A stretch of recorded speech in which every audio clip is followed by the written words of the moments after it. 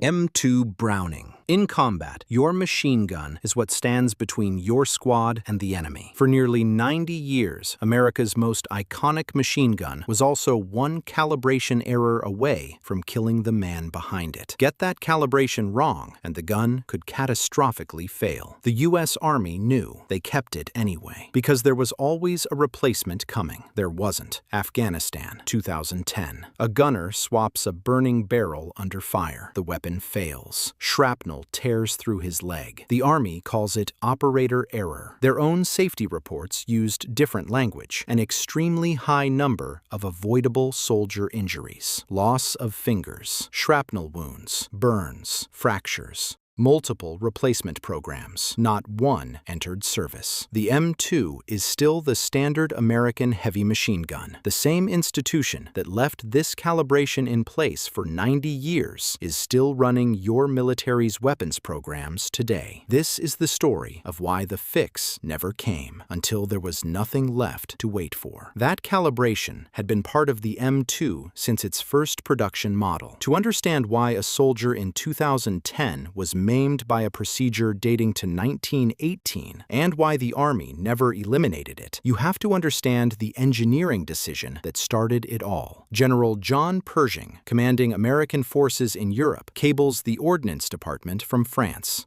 He wants a new weapon, a large caliber machine gun capable of reaching armored aircraft, piercing vehicle plating, engaging targets far beyond what rifle caliber weapons can reach. The request goes to John Moses Browning, the man behind the M1911 pistol and the M1917 machine gun. Browning scales his proven M1917 design up to fire a new 50 caliber cartridge being developed in parallel. Early prototypes are tested by the time the armistice is signed in November 1918. The design works. But the first production model, the M1921, is water-cooled, effective for fixed positions and almost useless for anything mobile. Too heavy for aircraft, too heavy for most armored vehicles. And in air-cooled configuration, the barrel overheats rapidly under sustained fire. Browning dies in 1926 with these problems unresolved. His team and the Army keep working. The solution, standardized in 1933 as the M2HB, is built around two key breakthroughs. First, a single receiver configurable into multiple weapon variants simply by swapping barrels and external components: vehicle gun, aircraft gun, naval mount, ground tripod, with ammunition feeding from either side. One basic mechanism, 7 configurations. Second, a longer, heavier barrel that absorbs heat well enough to allow sustained air-cooled fire without a water jacket. That combination is what makes the weapon deployable across every platform simultaneously. The Army finally had a weapon that worked. It was still almost identical to Browning's original 1918 design, including the part that would keep injuring soldiers for nearly a century. And baked into every version of it from the first prototype is the requirement that defines its entire legacy. The barrel on the M2 gets hot. Sustained fire, sustained heat. At some point, the barrel has to come out and a fresh one has to go in. What happens after that is what separates the M2 from nearly every machine gun that followed it. After every barrel change, the gunner has to manually set two measurements. Headspace is the distance between the bolt face and the base of a chambered cartridge. Too loose, and when the cartridge fires, the case ruptures inside the chamber. A ruptured case releases the full pressure of a 50 caliber firing event, not at the muzzle, but inside the mechanism. Components shatter.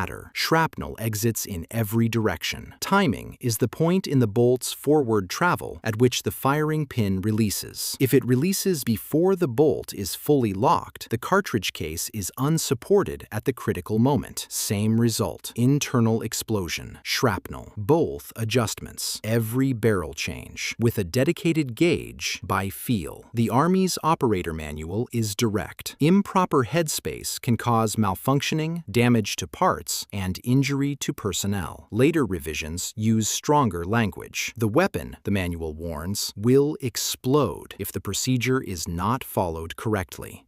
That is the language of a standard operator manual for an active service weapon. Browning built this system because he had no other viable option in 1918. Wartime scale meant production from multiple manufacturers across dozens of facilities. The tolerances required for a factory-fixed headspace were beyond what that system could reliably hold. Making the adjustment manual meant barrels and receivers from different factories could be mixed and still function safely.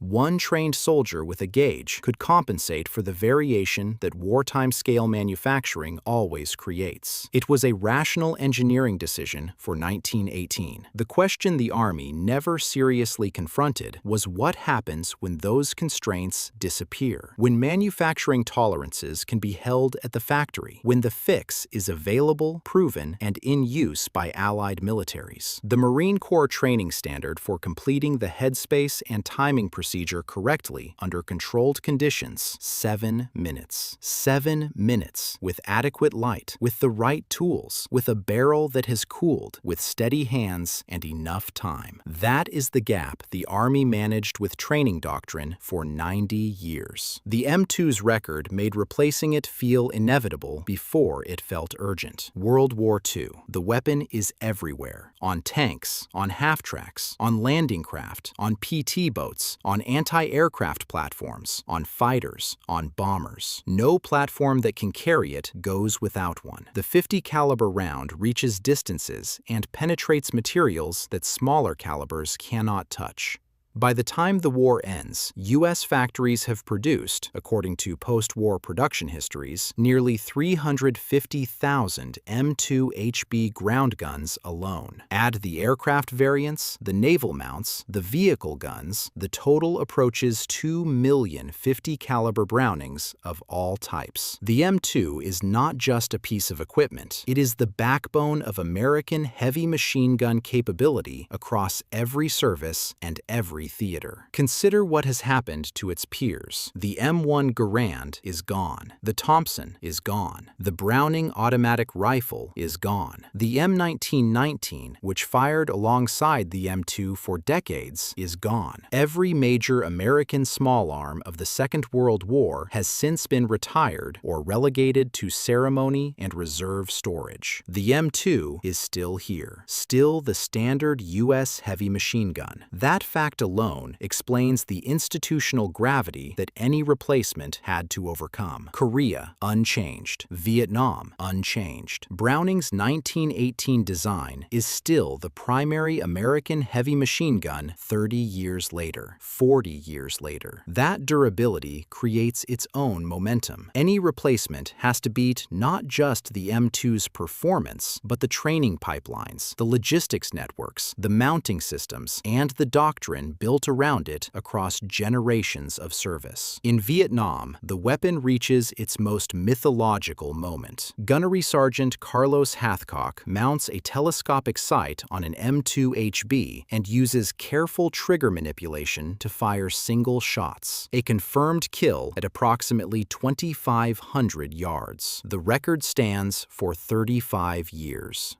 The Army and Marine Corps celebrated that. They held it up as proof of what this weapon could do. They did not talk about what happened when the barrel change procedure went wrong. Iraq, 2003. The M2 is on every convoy, every patrol, every vehicle moving through an environment the Army had not fully anticipated. Improvised explosive devices, snipers from elevated positions, coordinated ambushes from angles that exposed every gap in vehicle protection. The first problem with the M2 in Iraq is immediately visible. The gunner is in the open. Standard Humvee turret position from the waist up through the roof hatch. No armor, no shield. The most exposed person in any convoy. By late 2004, Army briefings acknowledged that only roughly a quarter of the approximately 19,800 Humvees in Iraq were fully armored models. The rest had improvised protection, locally fabricated steel plate, sandbag floors, whatever could be welded or bolted to the vehicle. Soldiers called it hillbilly armor. They built it themselves. The Army's answer was CROWS, the Common Remotely Operated Weapon Station, a joystick, a video monitor, a thermal camera, a laser rangefinder. The gunner sits inside the armored hull and fires remotely. The M2 stays on the mount above. The human is no longer standing in the open. The system worked. It scaled. The Army spent hundreds of millions fielding it across thousands of vehicles. The exposure problem was solved.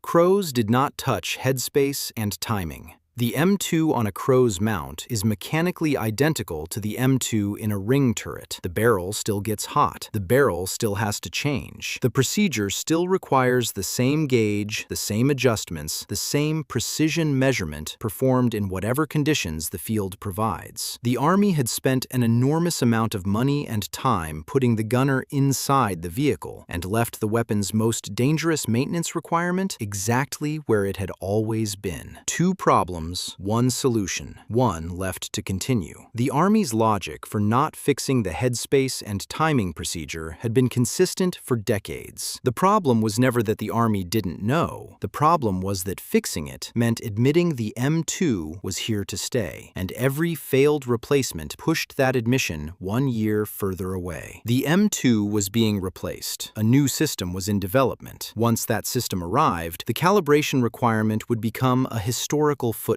Investing in a retrofit of the existing fleet felt irrational when the procurement calendar already had a successor coming. The first serious attempt at that successor was the Objective Crew-Served Weapon, OCSW, formalized through the Army's small arms modernization effort in the 1980s. The concept was genuinely ambitious: replace both the M2HB and the 40mm Mark 19 grenade launcher simultaneously with a single, lighter, more capable weapon.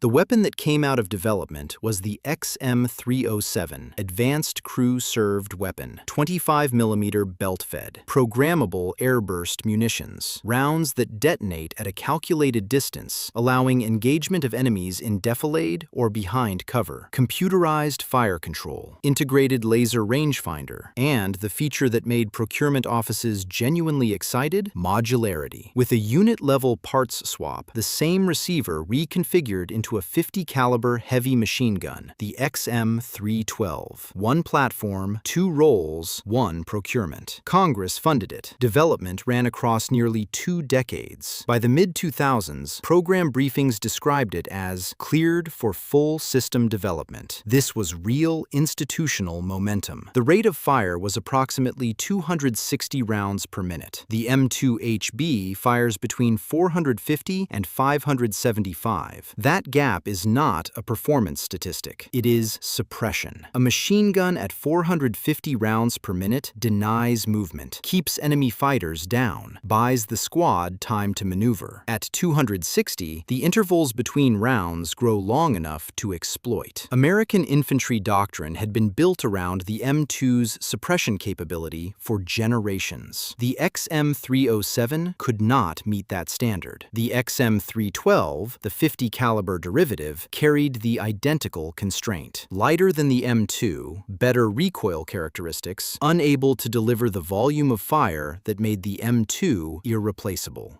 In 2007, the OCSW program was canceled. The XM307 and the XM312 terminated with it. The soldiers who had been setting headspace and timing throughout the entire lifespan of that program kept doing it when the cancellation went through. The Army tried again. Engineering from the failed XM312 moved into a new program, the XM806. Officially, the lightweight .50 caliber machine gun. Not a full replacement this time, just a lighter version of the M2. General Dynamics received a development contract in 2008. The engineers delivered. The XM806 came in 49% lighter than the M2HB, 60% less recoil. These were not paper projections. The weapon actually worked. For the first time in 2 decades of trying, the Army had a heavy machine gun that a smaller crew could carry, mount, and operate operate without the physical burden of the M2. The rate of fire was 265 rounds per minute after 2 decades of development across 2 programs, after spending tens of millions of dollars, after finally solving the weight problem. The Army had built a gun that fired at essentially the same rate as the one it was supposed to replace. The suppression wall had not moved. The weapon that could finally go where the M2 couldn't still couldn't do what the M2 did once it got there. In July 2012, the Army canceled the XM806. Official reason? Redirect funding to upgrading existing M2 inventory instead. 3 programs, over 2 decades of combined development, not one entered service. And through every year those programs ran, soldiers were still performing that calibration by hand. 2006, the Army issues an internal warning across all units holding M2 machine guns. Bolts manufactured by United Standard Industries, installed in some active service M2 HBs, have been improperly heat-treated. The metallurgy is defective. Under firing conditions, these bolts can cause case ruptures, regardless of how correctly headspace and timing are set. The message is unambiguous. Death, serious injury, or damage to Army equipment will occur if the affected components are not identified and removed. Inspections follow. The parts are pulled. What this warning reveals is not simply a contractor quality failure. It reveals the structure of the risk the Army was managing. When every barrel change requires a precision manual calibration performed in the field under whatever conditions exist, a defective bolt does not introduce new risk. It collapses the margin that training doctrine was supposed to maintain. The procedure was the last line of defense. When the parts behind that procedure were compromised, there was nothing left between the soldier and a catastrophic failure. The fiscal year data captures what that margin looked like in practice. 70% of all reported M2 failures in a single year caused by the same calibration. The Army's own words, an extremely high number of avoidable soldier injuries, loss of fingers, shrapnel wounds, burns, fractures, and then the fact that makes the full picture harder to accept.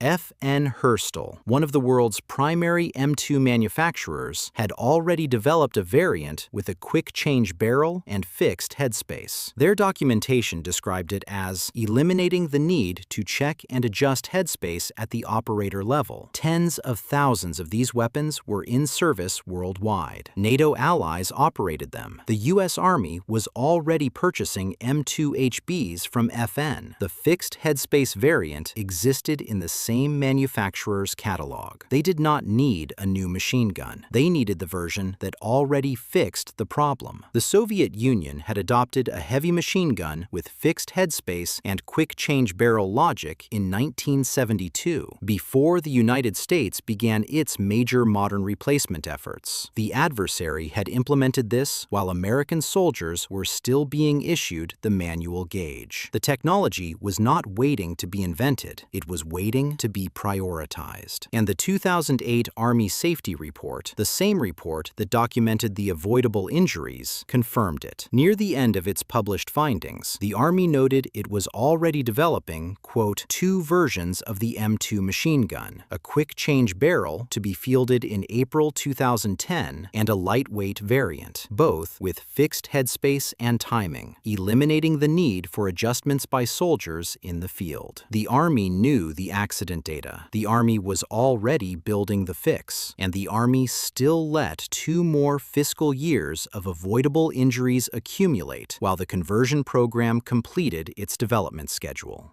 The Army's answer, consistently, was that headspace and timing is a training issue. Properly trained soldiers, following correct procedure under controlled conditions, set it safely every time. There is a version of that argument that holds. Training doctrine existed for a reason. Interchangeability across a global inventory of tens of thousands of weapons, across multiple services, allied militaries, decades of installed mounts and vehicle systems carried real logistical weight. A full retrofit program is not a small decision. When Norway fielded a quick-change barrel variant of the M2, their Defense Research Institute later documented severe weapon failures and cracked components in the threading area, evidence that retrofitting an 80-year-old receiver design with new barrel-locking geometry carried its own engineering risks. And if the M2 was truly about to be replaced, a retrofit felt irrational on a procurement calendar that already had a successor coming. The logic held in the version where the replacement actually arrived. It held in the version where combat provided controlled conditions. Darkness, incoming fire, a barrel burning from sustained use that has to come out and be replaced before the squad loses fire support. The manual says verify headspace and timing every time the barrel is assembled. The fight says the replacement has to go in now, with whatever time the situation allows.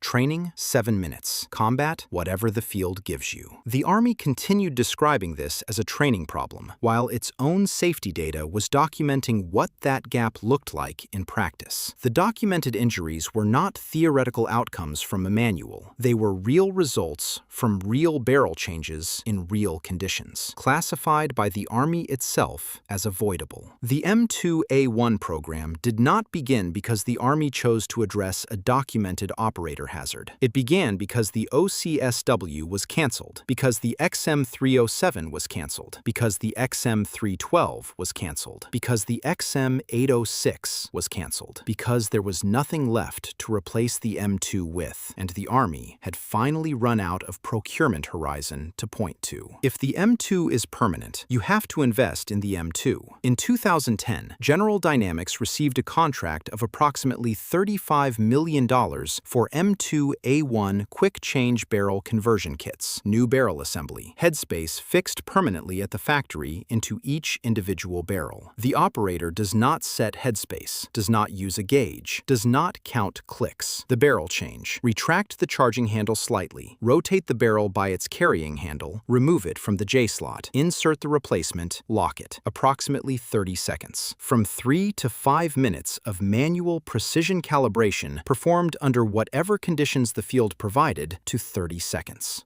The M2A1 also introduced a flash hider that reduced the weapon's nighttime muzzle signature by approximately 95%, a meaningful tactical improvement that had nothing to do with headspace and timing and everything to do with what happens when you finally commit to improving a weapon you should have improved decades earlier. Anniston Army Depot began large-scale conversions in 2010 and 2011. Approximately 45,000 M2 HBs in the Army's inventory were eventually slated for the upgrade. The Marine Corps completed its own fielding by fiscal year 2018. In 2011, the Army named the M2A1 one of its top 10 greatest inventions of the year. Sit with that.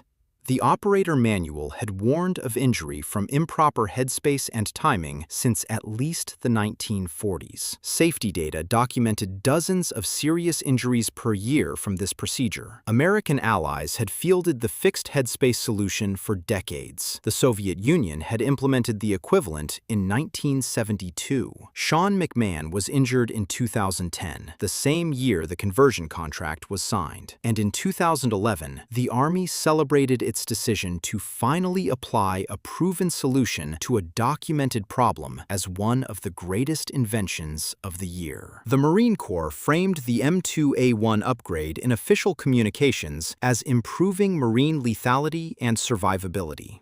That language is accurate. It is also a quiet, institutional acknowledgement of what the preceding 8 decades had been. The M2 was not a bad weapon. It remains one of the most capable systems ever built, still in service after more than 100 years. Nothing fielded to succeed it could fully take its place. According to widely reported accounts, at least one early production M2 served more than 90 years before retirement. That is not a weapon with a flaw. That is a weapon with a burden the Army chose to leave in place. But an exceptional weapon carried a known operator burden for nearly 90 years. The Army knew, from its own manuals, from its own safety data, from the solutions its own allies had already fielded. What it never had was a reason to prioritize fixing a weapon it was always about to stop using.